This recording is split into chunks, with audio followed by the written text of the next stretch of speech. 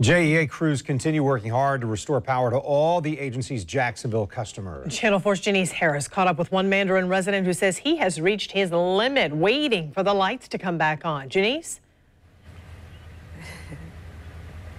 Yes, he has, and we'll talk about him in just a moment. But, you know, it's been a nonstop operation here in Mandarin, getting trees and limbs like this one placed down safely and put somewhere. And we've been watching this type of operation all day. So right behind me, you see this really tall mound of trees.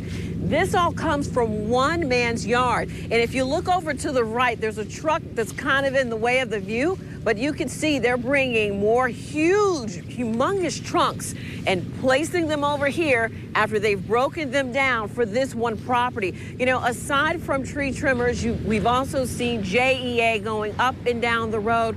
We've also seen cable providers and telephone service providers as well. It's been a very busy day for this particular area. And the man that I spoke with, Wilson Smith, told me that it's been frustrating.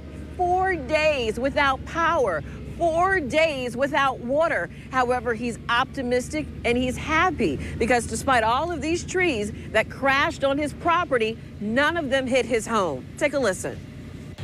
But this is the 4th day without power, and it is getting old. Fortunately, the weather has, you know, gotten cooler, so we were able to sleep fairly comfortably with no air, no heat, no whatever. But it's time to go next door and use somebody else's shower. Time to use someone else's shower. It's the simple things in life that make life easy. You know, there was a little bit of frustration in this community as well because initially they were under the impression they would have already had their power turned back on. We were told by JEA representatives that it was a glitch in the system. It was simply a mistake. It was in a different mode, a non-storm mode, giving the impression that power would have been back on soon. Regardless of that mistake, JEA says they are diligently working as quickly as they can to get the power on for all of the communities. Over 30,000 this afternoon, we're told, still without power, but they're working home by home, community by community to get it all back on as quickly as possible.